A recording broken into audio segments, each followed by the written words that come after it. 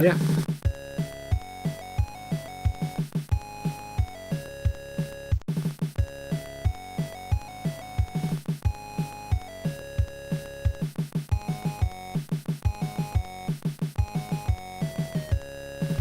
Welcome to the TheLanCave. We're living as nerds, like you probably are. Joined by Owen, as per usual. Hello! We're hanging out, talking video games, movies, all kinds of nerd stuff, but like no unapologetic fanboying for the most part, except for if it's Zelda. I don't know what you're talking about. Some Zelda figures over here, maybe. Never. I'm not a big fan of Thanos. I don't have like 3 pop vinyls or anything. But yeah, welcome to the TheLanCave. If you haven't watched us before, you got to subscribe to us on YouTube. And if you like listening to podcasts and you prefer it that way, we have a podcast. But check us out at TheLanCave everywhere: Twitter, Facebook, YouTube, all that jazz. Should we start an Instagram? What do you think? You know, literally, Facebook was bugging me about that yesterday. Yeah. Where it literally has a button there where it's like, hey, you should start an Instagram for your business. And I was like, I don't know. Maybe. Yeah. I've heard, though, that you should be on the gram. I probably should. You know, if we do it, I think if we do, I say I'll probably do it because I have not been on Instagram. I don't have one currently, so that way I can be like, well, I'll just post stuff there that I would post on Instagram. So nerdy pictures and stuff. You basically get what you get on Twitter and everything. And I think we can Hootsuite to all 3 as well, so we can post stuff. But Insta's, of course, more about pictures, so I'll have to actually take pictures and stuff. The gram. The gram. So, and I feel like an old man moment here. Which one's the one that's the square? That's not Instagram. That's the one that like nobody uses now. Foursquare? Is it Foursquare? Is that what it is? Yeah, Foursquare was the one that was like where check-in was built into every, like, Facebook and stuff. Yeah. Foursquare was what Facebook stole that from. Foursquare was for checking in at locations. Gotcha. So that way you could say, hey, I'm at a restaurant, I'm at it. You know, so then Facebook stole that and you don't need it anymore. Much like Facebook steals everything, or with Instagram's case, they just buy it. Yeah, exactly. Well, I just remember, like, there were people actually it was last time I saw, or actually not last time, a couple times ago I saw hanging out with Greg Miller, because you know, it's what we do. He was talking about needing the square pictures, like when people are taking pictures. Like, what the hell is that? This was quite a while ago, though. So. Well, no, that's still Instagram. Oh, it is Instagram? Yeah, because if you go to your camera on your phone, it's got a square. It's got a square function. Yeah, and that's for Instagram pictures. That's stupid. I hate Instagram now. What do you have against square pictures? It's just so you can get that. That's a stupid aspect ratio. Yeah, that's a stupid aspect ratio. This is 16 by 9, 2.33 by 1. Don't be messing with me. I mean, you should post whatever pictures you feel comfortable with. Whatever mode you want to use, pano mode, you do it. Everything's going to be pano mode, and it's all going to be screwed up, like pictures of people like sneezing in the middle of that. Have you seen those, like, mistakes on panos? Those are hilarious. Well, then they mess up the sanctity of your picture and give this, like, blurry function of a guy. Or sometimes you get 2 heads. It's kind of cool. Yeah. Anyways, let's talk about gaming and news stuff. Ooh. We could just keep ranting. But, we could. Starting off, Bloodstained finally gets a release date, which, strangely enough, is 1 week off if you want to get it on the Switch. Switch. Come on. All right, so we got June 18th for the Xbox One, PS4, and Steam, and GOG, of course. But 1 week later, June 25th, if you want to get it on the Switch. I like this, and I feel like this should be on Switch. Obviously, it's on Switch. I mean, like, that's where it should be played. It feels like that is... I don't know. Maybe it's because I've been playing so much Switch lately, but it feels like home there. So, are you going to get this? Yeah, absolutely. The thing that, if you guys were looking at the video of this and seeing that trailer, you should really go watch the full screen trailer if you get an opportunity. Yeah. Because if you couldn't tell, they took like a whole bunch of comments talking about how the graphics looked on like the beta thing that they released a while back, and then show you, hey, we listened, here's how it looks now. I thought that was super cool of them to is self-deprecating the right word? Where they acknowledge like, hey, it didn't look good. Now we hope you think it looks good. I'd say that's being humble. I mean, realizing that your errors, like, because we're all human, we all make errors, and I think that's a really good way to look at it. Self-deprecation would be like, yeah, we really suck at this. That's true. So yeah, but as a criticism, this Kickstarter was one of the highest like grossing Kickstarters for games at the time, and it still might be near the top, and it still hasn't come out yet. So I'll believe it when it's actually on the consoles. I don't mean that to be in a mean way. It looks good. It looks like It looks exactly like Castlevania. So for those who want that Castlevania, it's going to be great. But it's been delayed like a jillion times. So yeah. I mean, I'm probably going to get it as well because I love Castlevania. On the Switch.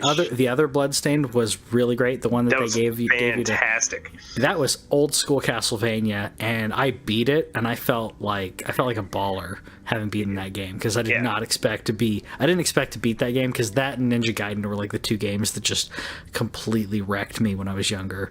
But yeah, it was fun. It was a lot of fun. And I didn't like the old Castlevanias because they're too hard. I like that they dumbed down some of that. Yeah.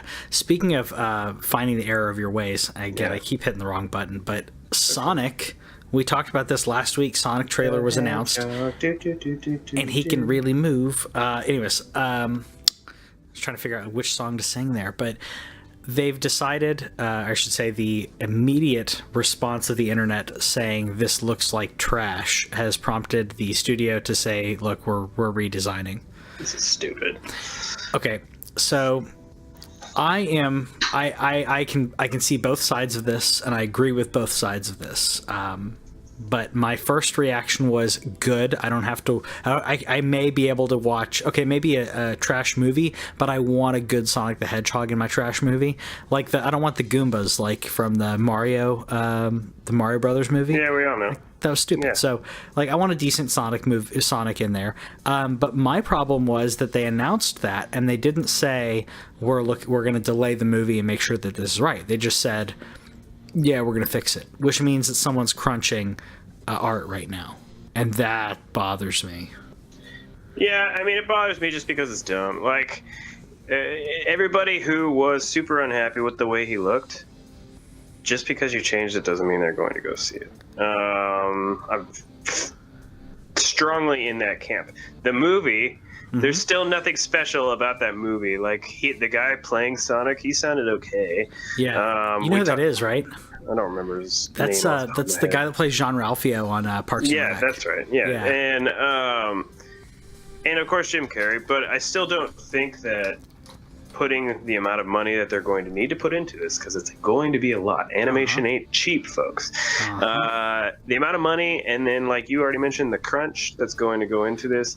If you were calling it trash last week and said, man, Sonic needs to look better, you better show up, at least for the respect of saying, hey, I trashed you, you fixed how he looked, here's my $10 for your movie ticket. Yes. If you don't do that, then all you people who went after these people on the internet, shame. No, I agree. And I'm going to be those one. If they fix it, because they said they're fixing it, if it looks better, I'm going to go vote with my dollar, and I'm going to watch Jim Carrey chew up some scenery, and that's going to be fine. I was probably not going to go see the movie beforehand based on the art. I like bad movies. So this was only based on like the artistic choice of Sonic the Hedgehog. So I'll be one of those people who goes and sees it. But I agree. Anyone who's just trashing it on Reddit and Twitter or whatever, if that then gets redone and looks like your Sonic, you better vote with your dollars. Yeah, and I wasn't going to see it anyway, so I'll just I'll wait for it to come to HBO. Like, it's not going to be good. There's not. You can change the look of him all you want to. It's not a good movie at all. So no, I wasn't going to waste money on it. Yeah. I get so many like movie credits whenever it comes to going to movies with my wife. She's not going to see everything. She doesn't want to see everything. So I get to cash them in on certain things. I've made her sit through a 3-hour Avengers movie. You just got to kind of pick and choose the battle. She and she really wants to see Detective Pikachu. So At least I Oh don't yeah, have to that's a fight on that win-win one. right there. Yeah, which I've already heard people say, like, if you love Pokemon, you're gonna love this movie. Because I have friends of mine who were in Japan recently, and shout out to Ben and Heather. They just saw it and they were like, if you like, it's fun. If you don't like Pokemon, I don't know if you like it, but I like Pokemon, so Pokemon. it's some good stuff. Yeah. I was gonna segue into something and I can't remember what I was gonna say.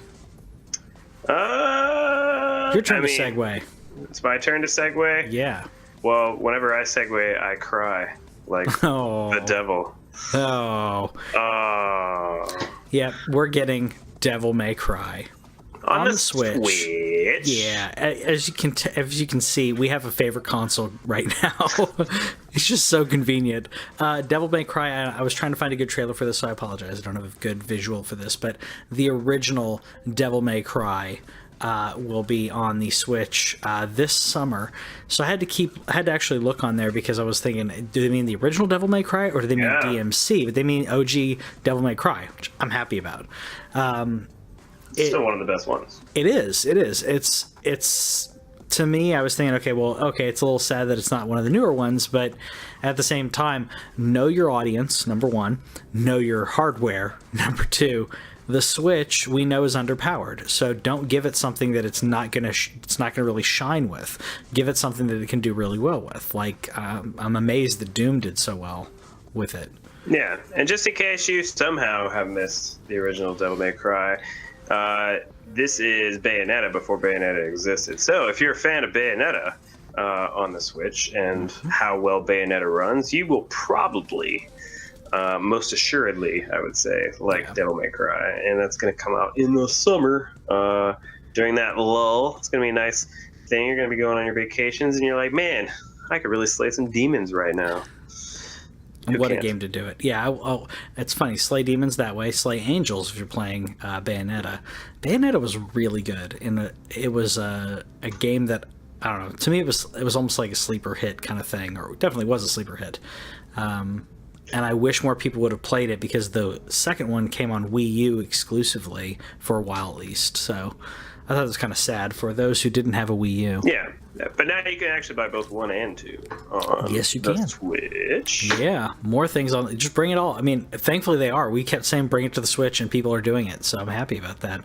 Another thing I'm happy about is I'm going to skip ahead just slightly, but Sure. Disney announcing more Star Wars because we love us some Star Wars.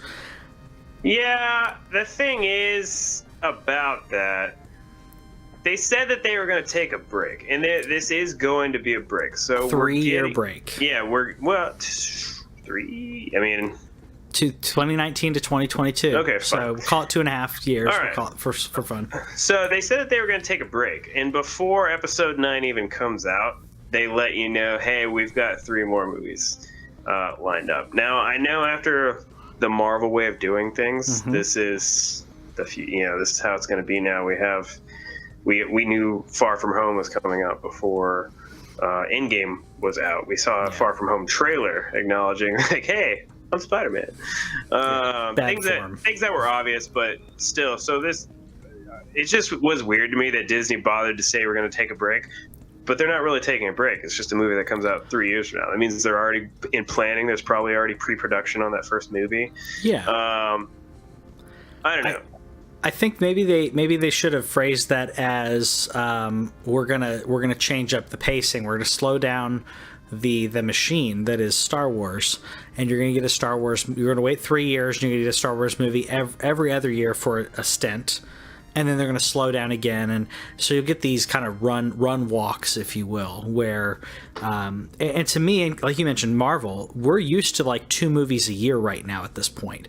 Actually 2 to 3 movies a year, to the point that last year after Infinity War, we had Infinity War and Ant-Man and Wasp, and I would say Ant-Man and the Wasp, as much as I love Ant-Man, that's kind of a lull. So a lot of people felt like they hadn't seen an Avengers movie or any of Marvel movie in a year because of that. So waiting, I'd say in this day and age, waiting 3 years for the next movie, 2 years, and then 2 years for every other one, I think that's a slower pace nowadays.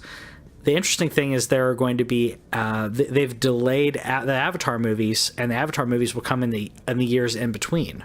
It's good. Those movies are going to suck anyway. I mean, Like the first one did. it's too little, too late. I mean, you had to strike while the iron was hot when it came to Avatar, and they didn't. And I couldn't believe they made like an entire Avatar. I mean, I guess when it makes that much money, you can, which I'm going to speak to a little bit in our spoiler cast afterwards, just in terms of meteoric money. But Avatar is currently up there on that high-ranking profile, and they made $2 billion. So I guess that's why they made it right. But the movie wasn't good.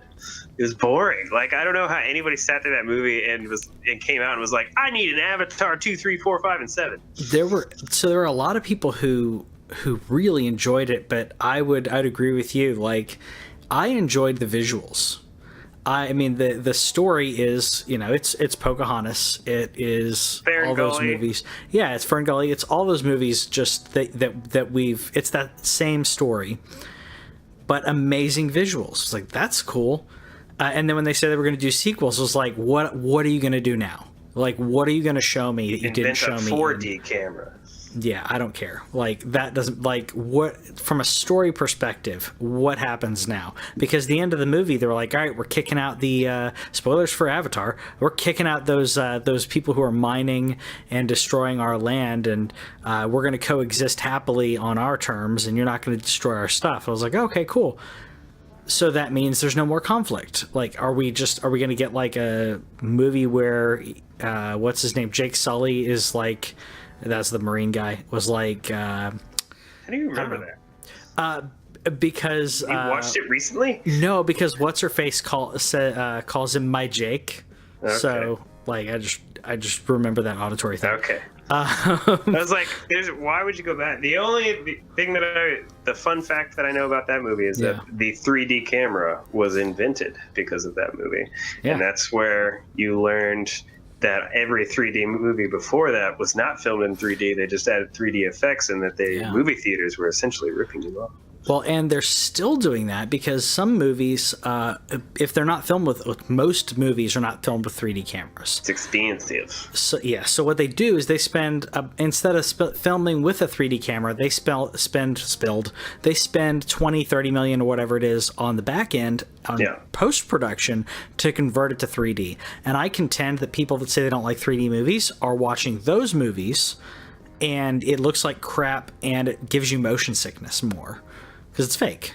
Yeah, and that's why, I mean, that's not the only reason why also I don't care to look it up. That's the thing, is I don't want to do effort to decide whether it's filmed in 3D, so unless there's like a day that me and the wife are like, hey, you want to go see a movie in like an hour, and the only one available is a 3D movie, we by and large do not watch any 3D movies. Yeah, no, we do the same thing. It's not as enjoyable. Also, and this is going to sound weird, but like, you can't just like rotate your head. Like, say your neck is bothering you, and you want to, like, maybe you want to get cuddly in the movie theater, like, and you're just like, and if Whitney puts her head on my shoulders, the tilt of those glasses will completely ruin the movie, completely ruin the experience. So yeah, and then I have to wear them over glasses too. So I'm wearing like 2 pairs of glasses, and then I really am 4 eyes. Yeah. But yeah, I actually do the same thing unless I have to. There's every now and then I'm like, okay, maybe I'll see that in 3D. But I think that's happened like twice in the past 5 years. Yeah. It's not. I'm always often. Don't get me wrong. I'm always going to be happy for more Star Wars, but I just don't like that they said the one thing like literally a couple weeks ago that they're going to take a break, and then they announced, hey, we're not actually, I hope you didn't believe us because we're Disney and we're going to take all of your money. It's just a little break. It's just a little break. To me, I think that having that much of a break it'll feel like a break. Because we're getting so many Star Wars movies. We got one a year for a while. And side note, if you were thinking of pre-ordering Jedi Fallen Order on PS4 and or Xbox, you can get that on Amazon for $10 off right now. Heck yeah. You can get it on, and that'll be EA Access as well. So that segues right into EA Access coming to PS4.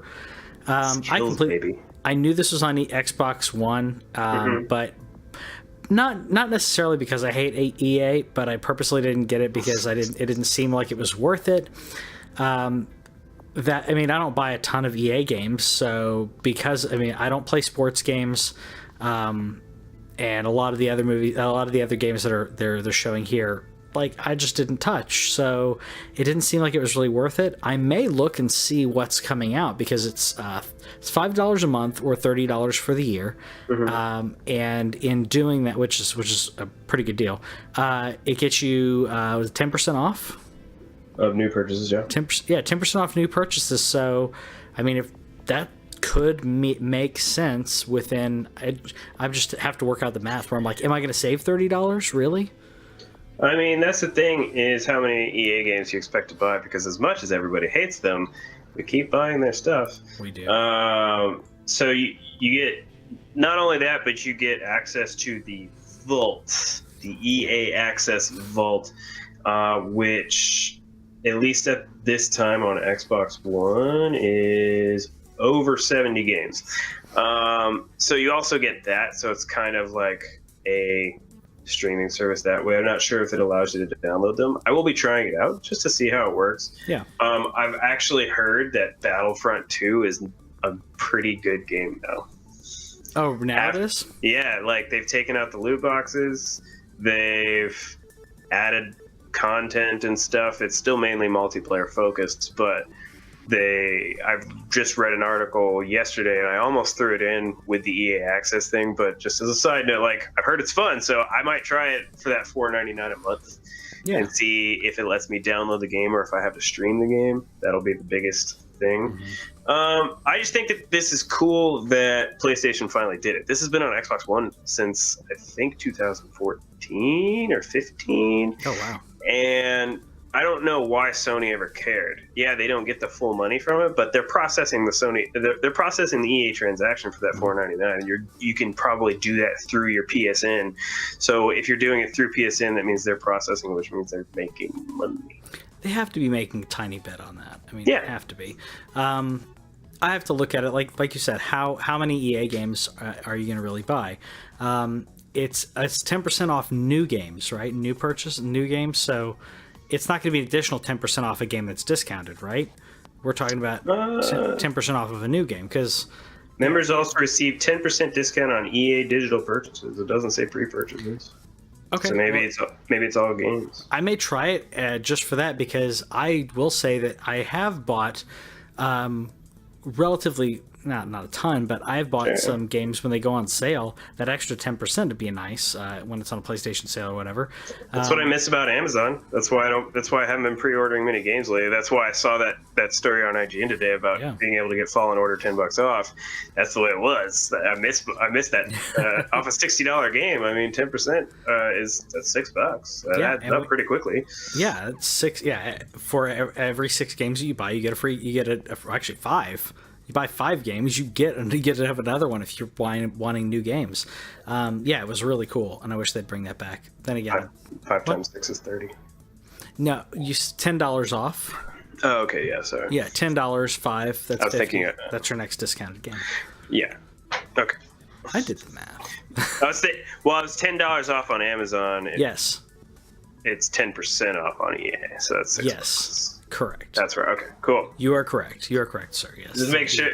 Yeah, that would be 10 at that point. Yeah. We're nerds, not an account. You gotta hash this out.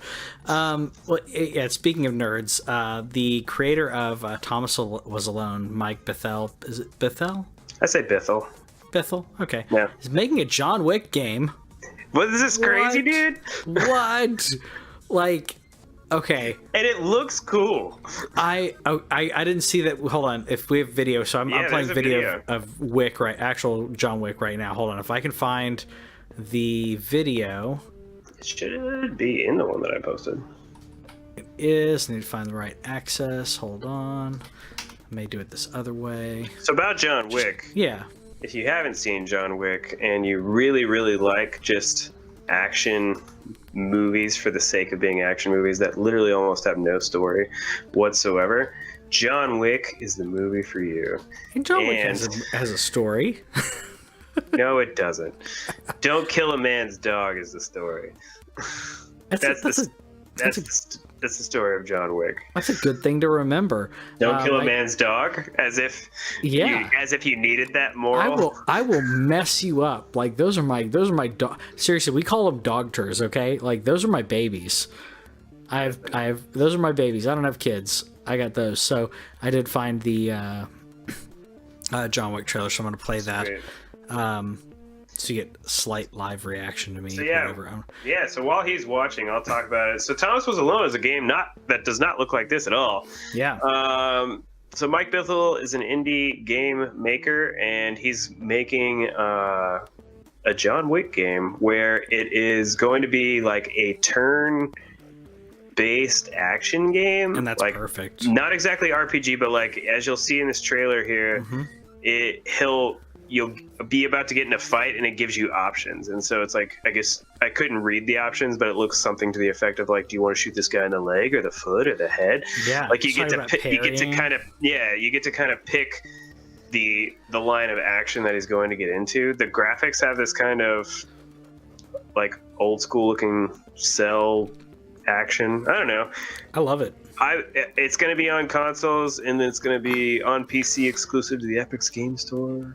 I don't know. I think it looks fun. It looks amazing. So and the idea of it being strategy, like I was skimming through and I didn't realize that it had the trailer because the trailer wasn't playing when I'd read the article. But the idea of John Wick and strategy makes perfect sense because yes, while it's not that unapologetic schlock. I mean, we're not talking about like The Expendables or anything. I just happen to have that here.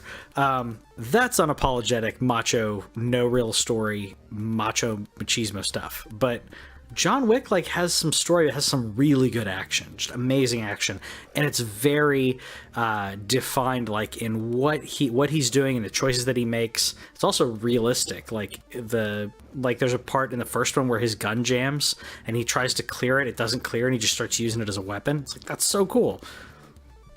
Yeah, I was surprised just how cool the trailer looked. The movie is, again, I don't think that there's much story to it at all. It's not as blatant as the Expendables, where the idea behind the Expendables was to literally get as many action stars in a movie as you possibly could, which it succeeded at greatly. Yeah, I mean, that's the only reason that I have it. I've not seen any of these, but it was on sale at Walmart for $5. Yeah, it was on sale at Walmart for $5, and I was like, these are like all the '80s like action stars that like I grew up with. When you see like Jet Li fighting Dolph Lundgren, like it's pretty fun. Yeah, I mean, like I'm excited about it. I haven't been able. I'm gonna have to watch it by myself because I'm assuming Whitney's probably never gonna be in the mood to watch these. It's just one of those things that you just kind of like put on while she's walking around. It's like, what are you watching? It's The Expendables. What? What are you watching? It's just The Expendables. I'm not gonna, I'm not gonna be ashamed of it, but yeah, like it's definitely something I don't think I could talk her into watching it.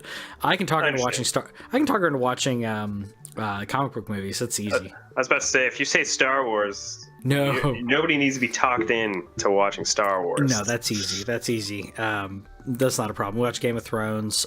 We're behind on American Gods, which I forgot that it came back on, so we've got to catch up on that. Did you watch the first season? No, I read the book and didn't like it though. You didn't like it? No. What?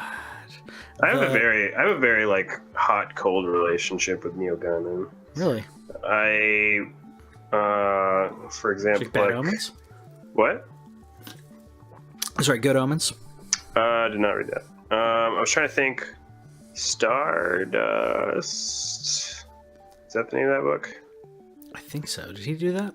Yeah, that one's decent. The House at the End of the Lane or whatever that is called. That one I liked. Yeah. But American Gods, I just couldn't. I don't know. There's sometimes where like, and I know it's just his writing style, and it's just that I don't like it sometimes. It's just he says things so like what did that last 10 sentences, like what was the point of that? And you have no idea. He just world building. Yeah, sure. Okay, I will say that the TV show, because when I heard that it was going to be a TV show, I was like how do you take a single book and make it a series? they've expanded. Like the wife, they expanded on her character a ton. They expanded on a lot of it, which makes sense. But the way that they've extrapolated these characters makes it really, really interesting. Characters that I wouldn't have cared about as much. Still waiting on that. It was either going to be a movie or a series. Whenever wasn't Sandman supposed to be being made into something too? Yeah, that's been in production hell forever. Yeah. I'll be excited to see that when that makes an appearance. Yeah. What I will also be excited about is loot boxes being banned for children to purchase. Sure. I'm okay with that. So, Republican U.S. Senator Josh Hawley is introducing a a bill that will ban the sale of loot boxes to children. It's specific. I like that it's specific because I don't have a problem with loot boxes. I do have a problem with predatory practices and pay to win. When you have a game that is predicated on buying loot boxes, that shouldn't be something marketed towards children. Sure. I mean, it's marketed towards everybody. It's not just marketed towards children. The thing is that's where... Fortnite? Come on. Fortnite? Who spends more money on that, children or adults? Children. The answer is adults. Children. The average person, the money that it worked out to, the average was $80, but no, it's definitely adults. That's where and then money you've got comes merchandising, from. and then the merchandising in addition to that. That's not loot boxes. I'm talking specifically to who's spending money in the game. My nephew, I would say, is probably spent over $50. Yeah, I mean, and then he's a part of that average then, which makes sense. It's the... I don't know. I want to think of a topic sometime for the once every few months that something political comes up with video games. We're we need a good topic for that, and just wave the American flag on the screen or something and do. I just think that you can say, we're going to ban them specifically for children. Okay, tell me how that's enforceable beyond what is already in place in video games, and that's the terms of service. Everybody has the terms of service. They have different age limits on them. I think, for example, a lot of them are 13, and so you might be able to raise that terms of service to 18, but it's not like...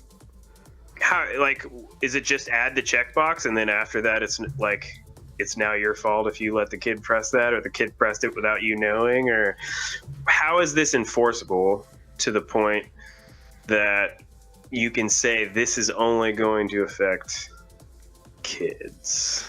No, I agree. And what I would say to that is the same thing that people said when they did this with cigarettes. Because cigarettes, you didn't have to be 18 to buy. And the same people, some people said when they were like, we need to put a law on this, they were like, well, people will just buy the cigarettes for them anyways.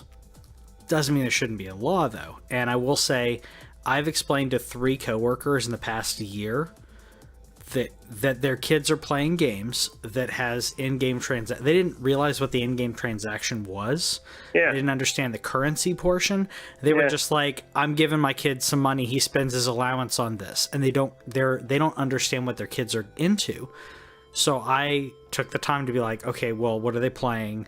And then told them, okay, well, this is what is, what they're playing, what they're spending their money on. And they didn't understand. They did not, until that point, had no idea, because as a parent, They don't care, which is okay. I agree with what you're probably going to say about it, which means that they're not very good parents at that point. No. But yeah, I mean, they don't care. They don't care about what their kids are into. Yes, but their kids are being exposed and learning and being molded by these games. That is what is happening, and it's teaching them. It's teaching them value or I guess warping their views of value. The thing about this is the wording behind this thing, let's see, I want to make sure I'm not misquoting the senator in this, but yeah, this was what he said. It says, when a game is designed for kids, game developers shouldn't be allowed to monetize addiction, and when kids play games designed for adults, they should be walled off from compulsive microtransactions. One, everybody monetizes addiction. Like, you're just going to single out the video game industry? What about Coca-Cola? What about everything? Like, so this is where I start to have this problem, is that somebody complained to their senator, maybe. I'm not sure how you pick up on an issue like this and just decide I'm going to go after loot boxes. But this is where I'm not necessarily saying they're bad parents, but your addiction is constantly monetized. I mean, you have the entire, like, you have a movie that just made $2.13 billion in 11 days. And I'm not saying we're all addicts for going to see it, but I'm saying they drove this through the pre-purchase and how it was sold out, and then everybody went to buy tickets. It's so fascinating that what went into the Avengers purchase and how it has had this 11 days of craziness. Everybody monetizes addiction, Like, why are you coming after this specific monetization like it's new? Yeah. Okay, so I just got the number. I'm not going to say what it is offhand, but it's above the average. I just got the number of how much my nephew spent on the game. Above 80? Yes. Okay. And I'm saying that because I'm only bringing that up because that's the game that he's been playing for the past, year and a half or more. Mm-hmm. Okay. Spends all of his allowance, whatever money his parents, his grandparents and mom will give him, whatever. Okay. So I'm saying, like, we're diversifying. He's spending anything and everything that he can on that game. And I know his friends have probably spent more on that because he talks about them having stuff he doesn't have. Yes, this is marketed to everybody, but to me, I think that's the start of creating laws to protect children and protect how they're being molded in a world that didn't have these laws before. Similarly, like I don't know if you've seen any of the research and things that they've been doing in regards to research on what social media does to child development. I have. Okay, so you probably got a kid on the way. Had to start looking into that. Yeah, so as I didn't even have to look at like someone sent me a link to like, oh man, look at this, or they shared it on Facebook, and I thought, yeah, that makes sense. Like, you're talking about the formative years, developing, going through like middle school and like early high school, trying to figure out who the heck you are, and you're on Facebook and Instagram. Yeah, that's going to be a problem. Well, I mean, and this also goes into what the World Health Organization published a couple weeks ago with screen time in general. Yeah. Like this, I'm not saying that this is like a complete and total attack on screen time, and video games is becoming a part of that because a screen is required to play a video game. But it feels a lot lately like that. I don't know. The thing always comes back is, like, what else can we blame video games for? We're going to blame video games for gun violence. We're going to blame video games for child addiction and gambling. We're going to blame video. Like, at some point, does anybody want to like take their kid aside and say, "Hey, if you press that buy button, I'm going to stick this foot so far up your rear that you ain't going to be sitting for the next couple days." Or just don't have the credit card connected to it. That too. Like that's a really simple thing. I think Kevin has doesn't have his credit card connected to it. Then I know this creates an extra step, but that's about protecting your kids and protecting your bank account. You can just not have your credit card connected to it, and if you want something digitally, then you go and purchase you either type in the card manually, or you buy a pre-purchased. You just go to Amazon and get an e-code. Yeah. Exactly. That's the easiest thing to do. And that was funny, but you should be doing the dad puns. What am I doing? That's more her department than mine. I'm not so much on the puns, per se. That's true. She's pretty ace on that, though. Yeah. I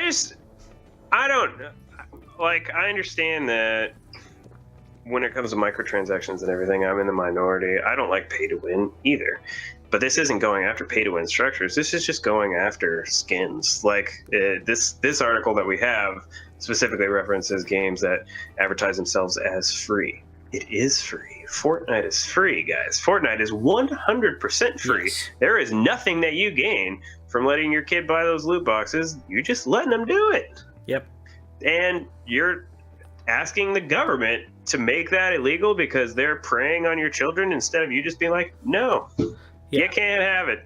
And actually, you brought up something recently, and I'm going to steal it because we've been talking back and forth. But I'm stealing what you mentioned on Facebook about it, which is, what about games? So Fortnite, perfect example. It's free. You can do whatever you want with it. It doesn't matter. What about games that have these loot boxes or microtransactions that the game is built on? I play Magic the Gathering probably 2 or 3 hours a week. Okay. Yeah. Maybe more, but I'd probably say 2 or 3 hours a week to play Healthy. Magic. That's not too bad. Yeah. I have not purchased packs in the game, but I could. Similar with Hearthstone. I did spend money on Hearthstone though, but So did I. I could purchase the packs, or I could not. But if I really wanted to be competitive, I'd have to purchase the packs. That is not necessarily pay to win, but it does give you an advantage. So It's getting the collection faster. yeah, because otherwise I would have to take a year to do something that, like, instead I could pay the money instead of spending a year racking up the in-game currency and cashing it in. Then maybe I could spend, I don't know, $100 and have all the cards right now. Yeah, so how do you keep a game from Hearthstone? How do you keep that from targeting kids? How do you keep that from, like, the things where it mentions, like, a game that's pointed at adults? What are we deciding that? Is that based off the ESRB rating? Is that what we're saying targeting adults is? So is that mature only? Is that teen only? That's a good question. And I posited that as something to add to the ESRB rating. That anything that has loot boxes or in-game currency automatically gets a teen rating. Yes. And I think that means, because if you see teen as a parent, then I would think that a parent looks at the rating, says teen, and then it'll tell you what. Theoretically. Theoretically. Even if you don't want to make it raise the grade, at least put it in there. Like, and I think we've discussed this before, and I can't even remember if it's been made official yet, but something that people have been fighting for is just to label the game as it is. Like, it's on the iOS store. I'm pretty sure it's on the Android store too. Has in-game purchases. Has in-game purchases. That's a flag for you parents out there. If you're looking at a game for your kids on your mobile devices and their tablets, so you see in-game purchases, that doesn't necessarily mean they're all bad. It doesn't, but it does mean you can buy extra levels in there, you can buy extra lives in there. It means something like that, and that's something to look into. But that doesn't exist on game cases that I know of. It doesn't exist on the PlayStation Store, the Xbox Store, the Switch Store. Not that the Switch Store has. No, I don't really. I don't think of any games on there that have microtransactions. Fortnite. I guess Fortnite. There you go. but there's not a lot. But no, you're exactly right, because PlayStation Store and all these others, and you go into the free section. That's a big deal in the App Store. It's a big deal in PlayStation, Xbox, any of those in-game stores. You can say, what's free? What can I play and I don't have to spend any money? You click that, and none of them say on PlayStation or Xbox. None of them say, hey, it's got in-game purchasing. Yeah. And that's the direction that I want to go. I still think that the parents that I know personally, this is anecdotally, I'm not saying that their kids haven't spent money on it because they allowed them to, but they had the power to say no. Yeah. What else do we need other than your ability to say no to your child? Why are you asking the government to do that for you?